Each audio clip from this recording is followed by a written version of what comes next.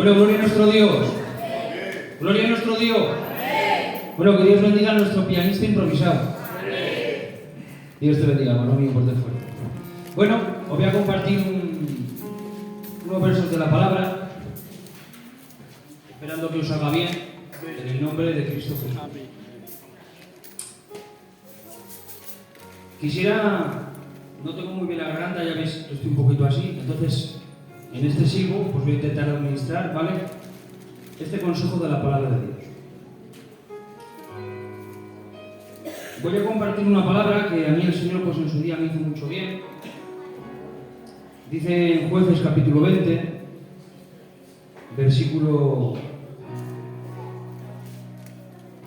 28, dice: Y Fines, hijo de Eleazar, hijo de Aarón, ministraba delante de ella en aquellos días, y dijeron: ¿Volveremos aún a salir contra los hijos de Benjamín, nuestros hermanos, para pelear? ¿O desistiremos?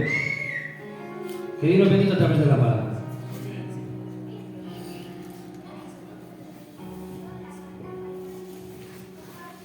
He titulado este mensaje Obediencia sin resultados. Obediencia sin resultados. Siempre estamos acostumbrados, ¿verdad?, a obedecer y que haya resultados, ¿verdad? Se suele decir: el que pide recibe, el que busca halla, el que llama se le abre. Pero ¿y qué pasa cuando pedimos y no recibimos? Cuando buscamos y no hallamos. Y cuando llamamos y nadie nos habla.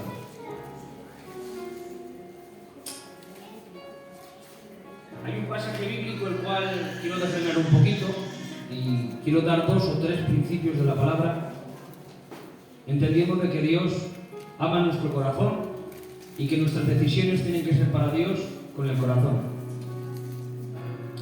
Cuenta un suceso bíblico, real, auténtico. Voy a contar alguna cosa un poquito desagradable, pero no me la puedo saltar, que aparece en estos pasajes, ¿vale? Jueces 19, 20 y 21. Dice que había un levita en el monte con una mujer. Baja la mujer, se va a la casa de sus padres. Ya el levita pues va donde ella a intentar de nuevo enamorarla. Está en la casa de sus padres unos cuantos días y deciden irse.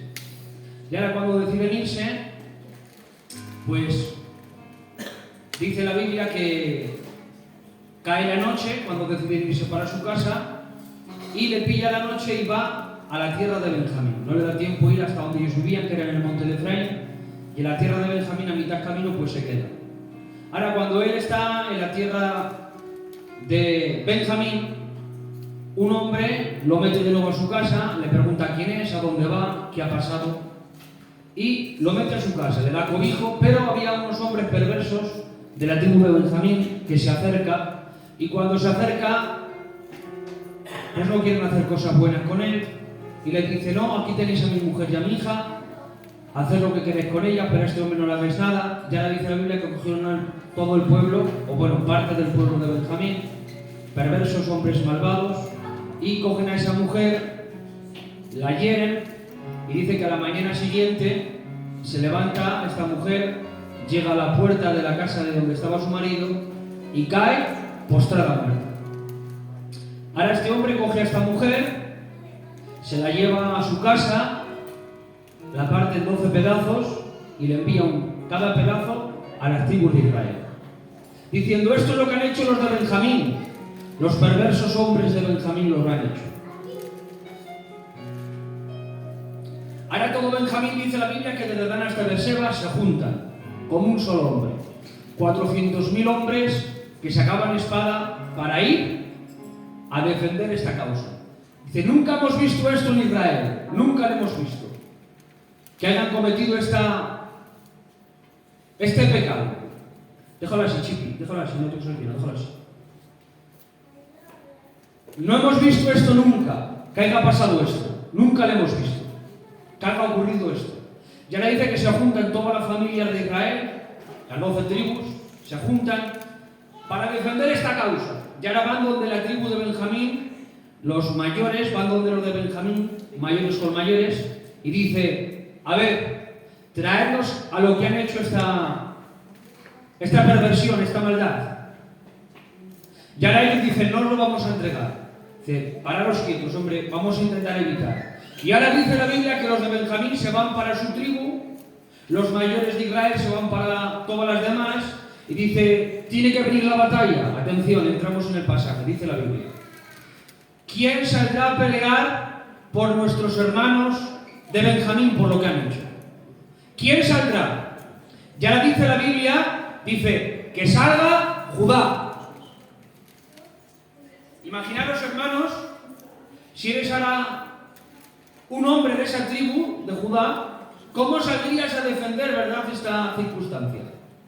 Mirad, primero vamos a hablar acerca de amar la obediencia por encima de todo.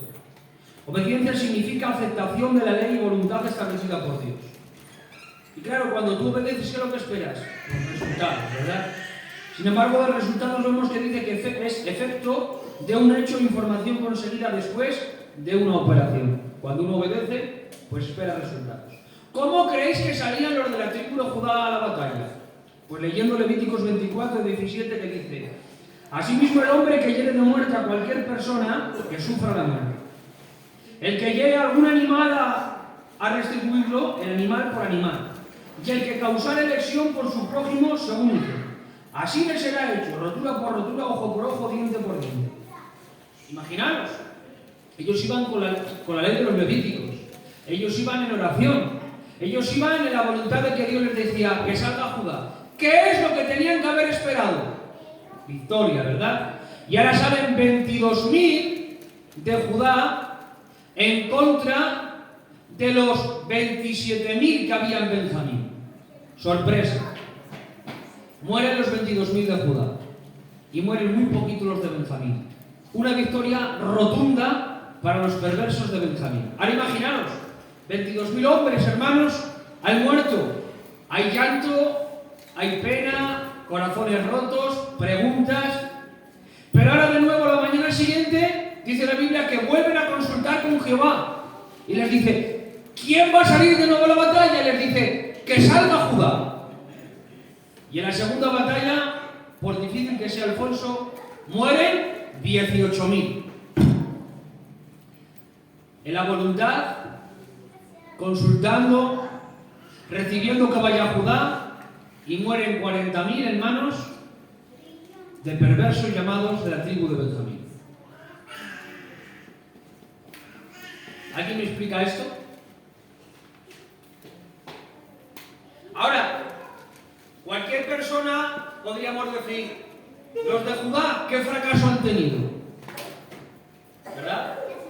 2 batallas, ya han muerto 40.000 en manos de 27.000 soldados de Benjamín. Pero si preguntaríamos a cualquiera de los hombres de Judá que están muriendo, ellos dirían, ¿qué va? Esto no es un fracaso. Porque no hay victoria más grande que morir por hacer la voluntad de Dios y hacer justicia en el pueblo de Israel. Claro, porque a veces nosotros confundimos el éxito, la obediencia a Dios con el éxito en vez de con la voluntad.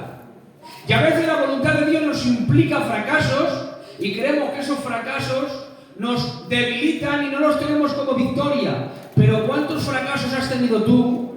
¿Cuántas preguntas no has tenido tú que después se han convertido en tu fuerza? ¿Cuántas debilidades luego se han convertido en la enseñanza que tú tenías para tu vida de parte de Dios? ¿Sabéis lo que significa el nombre de Job? Significa el que soporta la penalización. ¿Sabéis lo que es una penalización? Yo voy a 120 y tengo que ir a 80 y los policías me multan y me dan una penalización porque me he pasado la velocidad. Pregunto, ¿qué señal se pasó Job? ¿Cuánta velocidad corrió de más Job para que Dios en ese momento tendría que descargar esa prueba? Sin embargo, aunque no entendía esa penalización, esa multa, dice la Biblia, el que soporta. Un momento difícil, pero él lo soportaba. Una pregunta que él no tenía el porqué, pero él la soportaba. Los discípulos, dice la Biblia, id y pasad a la otra ribera. Y ahora en obediencia pasan a la otra ribera. Viene una tormenta y está golpeando. Y marineros con gran experiencia creían que iban a morir. Porque tengo que decirte que aunque estés en la voluntad de Dios, no estamos exentos a tormentas. Habrá tormentas, habrá dificultades, habrá momentos difíciles, momentos que no entendamos, y aunque nosotros hemos decidido ir a la otra ribera, se levantarán dificultades, pero nosotros obedezcamos a Dios. Segundo,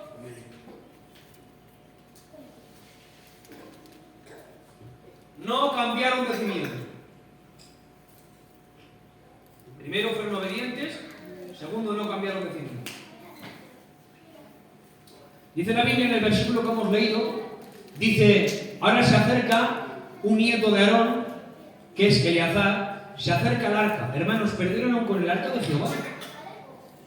Leyeron la ley, leyeron los versos de la guerra, oraron, ayunaron, dice la Biblia, y reanimándose el pueblo. No solamente se animaron, sino lo reanimaron. ¿Qué es reanimar a animar? Yo, por ejemplo, me voy a desandar y le digo, ánimo hermano, Dios está contigo. Eso es animar. ¿Qué es reanimar? Cuando una persona ha dejado de latir el corazón, le mete las planchas y lo reaniman. Claro, es que el corazón en ese momento de Judá pues no estaba vivo. 40.000 habían muerto. Pero aunque estaban en esta situación, se acerca el sacerdote a ver si pueden llegar a captarlo y explicarme yo bien a la primera. Dice, Señor, ¿qué haremos con nuestros hermanos de Benjamín? ¿Volveremos a luchar?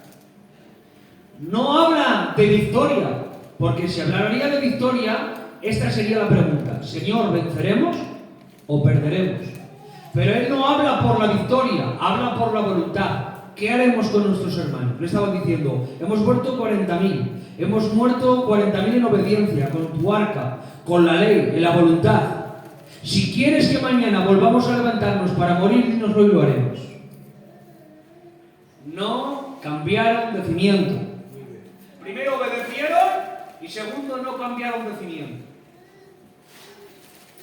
Yo no sé cuántos fracasos has tenido en tu vida espiritual, pero si has hecho las cosas como tenías que hacerlas, eso no es un fracaso.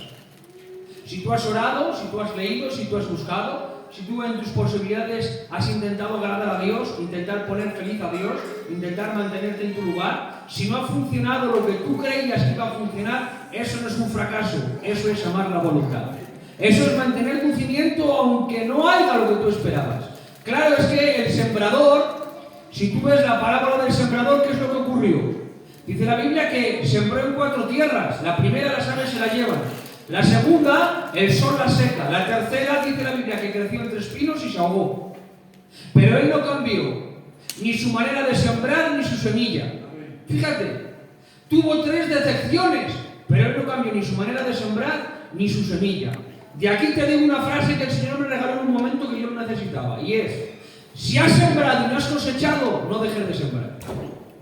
Si has orado y no has cosechado, no dejes de orar. Si has estudiado la palabra de Dios y no la has entendido, no dejes de estudiar. Si tú has evangelizado a alguien para que se convierta, para que se entregue a Cristo, y no lo ha hecho, no dejes de evangelizarlo. Si tú a los tuyos has intentado hablar de Jesús y por lo que sea te han ignorado, por favor, no dejes de hacerlo. Porque aunque no cosechemos, no tenemos que dejar de sembrar a Dios. Tú tienes que sembrar a Jesús en tus conversaciones. Tú tienes que sembrar a Jesús a las personas. Tú tienes que sembrar oración, sembrar lectura bíblica. Porque si no dejas de sembrar, tarde o temprano habrá un momento que el Señor haga diana.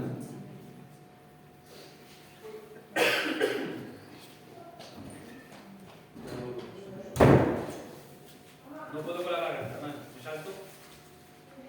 He roto un poco el mensaje, pero bueno. Espero que los conceptos se queden guardados en el corazón. Primero, amaron la obediencia. Segundo, no cambiaron de cimiento. ¿Y qué salida? Porque claro, aquí, si os estáis dando de cuenta, son mandamientos.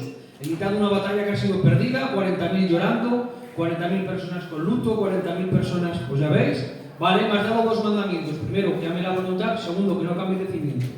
Que ame lo que pase a pesar de todo a Dios. Y segundo, que siga haciendo las cosas como las estoy haciendo. Pero dame una salida. Y es que si tú amas la voluntad en ese momento difícil y no cambias de cimiento, lo que tienes que hacer es esperar en el remar de Dios. Porque el remar de Dios vendrá. Pues dice la Biblia en el versículo que hemos leído, dice que al siguiente, dice: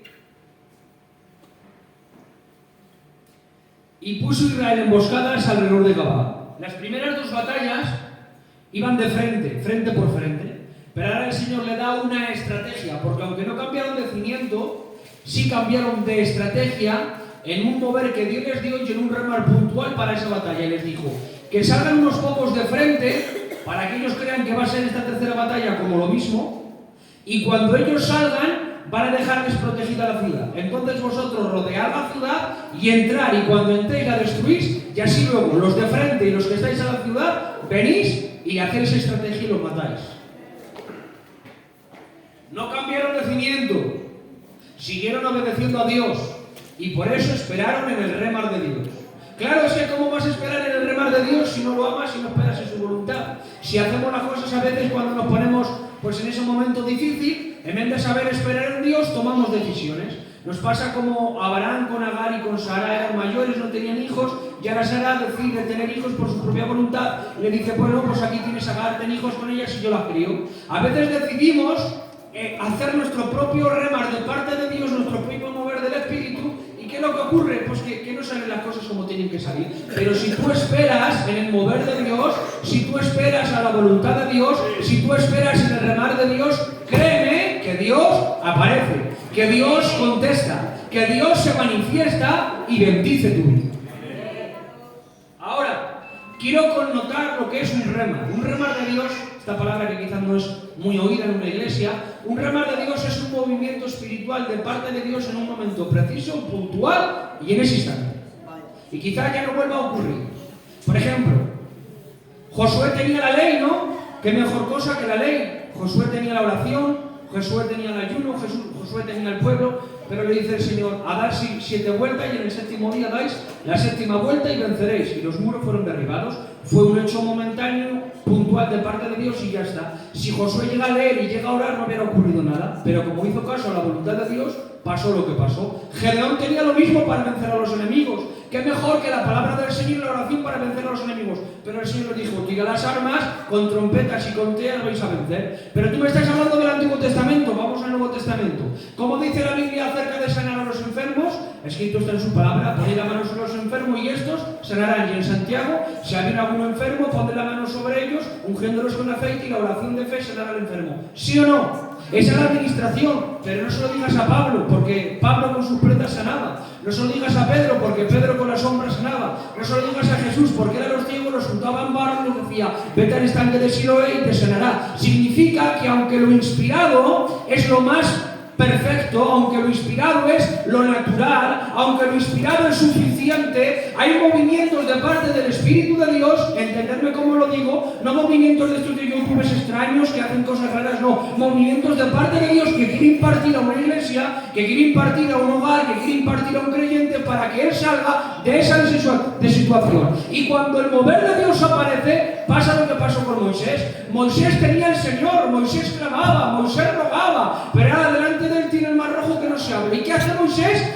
Cualquier cosa que habríamos hecho nosotros. El pueblo dice, Moisés, que no se abre el mar rojo. Moisés, detrás están los enemigos. ¿Y él qué dice? Empieza a clamar lo que habríamos hecho todos y empieza a clamar, Señor, abre el mar rojo. Y ahora le dice el Señor, detente, no hace falta que clames. ¿Qué tienes en tu mano? Una vara, pues con eso me es suficiente. Golpea el mar y el mar se abrirá y pasaréis durante toda la noche. ¿Os habéis dado de cuenta de lo natural que es lo inspirado? Y nunca el mover de Dios será más grande que lo inspirado. Lo inspirado es el cimiento. Lo inspirado es lo que hay que amar. Que hay que amar la voluntad de Dios. Que hay que amar el cimiento bíblico. Pero a veces hay momentos donde el Espíritu de Dios marca una salida, marca una situación, marca un final a una etapa, y si no abrazamos ese mover de Dios, mantenemos nuestra vida estancada. Dice en el Salmo 40, pacientemente esperé en Jehová y escuchó mi clamor. Ese es el cimiento, tenemos que clamar. Pero ahora dice, pero me sacó del pozo de la desesperación,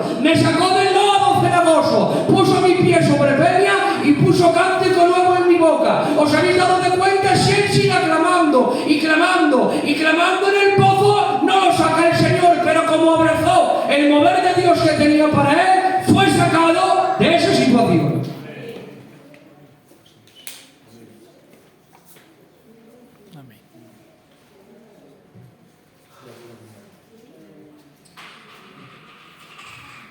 Y dice la Biblia que Dios apareció.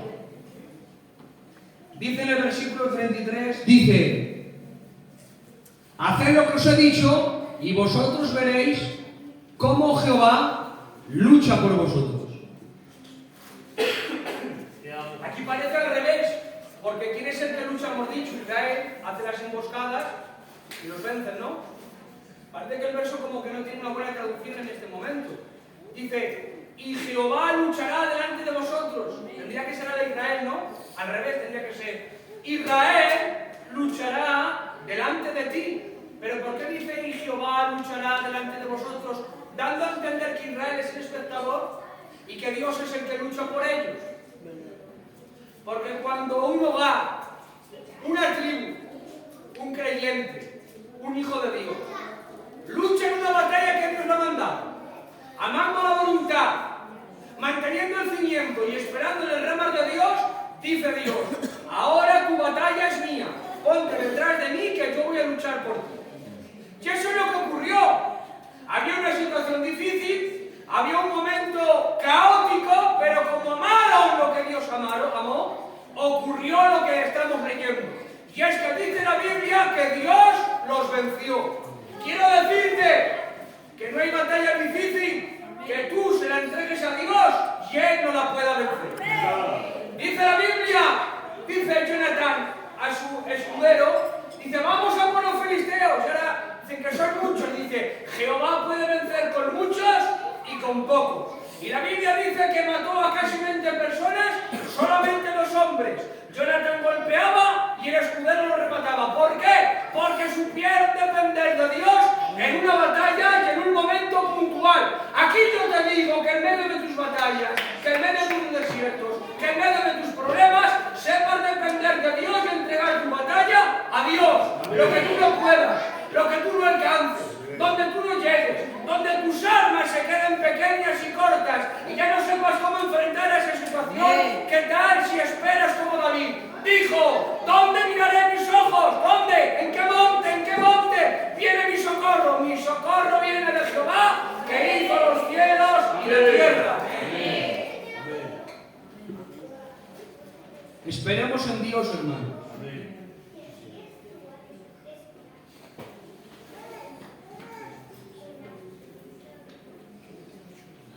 Lo dije el otro día y lo vuelvo a decir. Esperar en Dios no es lo más fácil, pero sí es lo más seguro. Espera en Dios, iglesia. Espera en Dios. ¿Estás en medio de una batalla que no entiendes? Pues a todos nos ha tocado algo parecido. A todos nos ha tocado esta situación donde no entendíamos, no comprendíamos.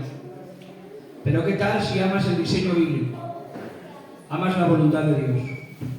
Amas el cimiento y esperas en Él. Y sé paciente hasta que Él actúe. ¿Creéis que para ellos no era fácil actuar? Ellos podían haber dicho: venga, todo Israel, los 400.000 soldados, vamos a la batalla. Y por lógica, 400.000 contra 27.000, pues miran a ver, lo aplastaban. Pero ellos no querían hacer las cosas a su manera. Ellos querían hacer las cosas bajo la voluntad de Dios. Y quien confía en Dios, ¿creéis que Dios os va a dejar avergonzado? Dice la Biblia que el que confía en mí, yo no lo dejaré avergonzado. Tú confía a Dios de todo corazón, entrégale tu lucha, tu batalla. Pues para Él no es nada difícil. Tiempo atrás os dije esta frase: ¿qué esfuerzo hay para ti en beber un vaso de agua?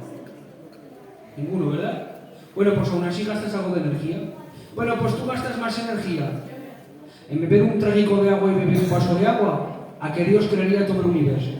Porque sus fuerzas a Él no se le agota, sus recursos no son limitados. Él no se esfuerza, Él siempre ha vencido a todo el mundo sin cansarse.